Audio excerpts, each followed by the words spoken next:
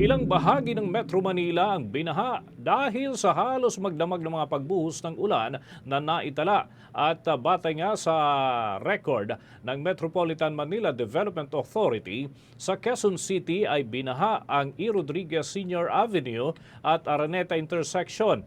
Maging ang EDSA Balintawak northbound at southbound lanes ay binaha rin.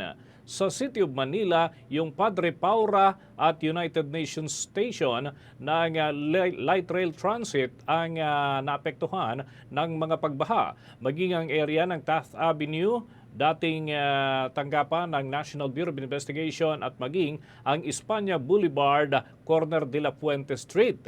Sa Mandaluyong City naman ay nakapagtala ng pagtaas ng level ng tubig sa EDSA Show Boulevard Tunnel at ito ay sa bahagi ng northbound.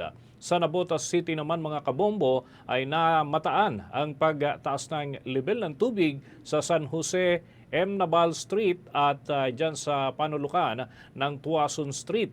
Patuloy nating minomonitor ang mga lugar na bahain upang makapag-ingat ang ating mga kababayan at maiwasan ang mga lansangang binabaha. For the most trusted source of news and information, visit our website at www.bomboradio.com. Follow us on Bombo Radio mobile app, Facebook, YouTube, TikTok, and X, formerly Twitter. Like, share, and stay connected. Anytime, anywhere.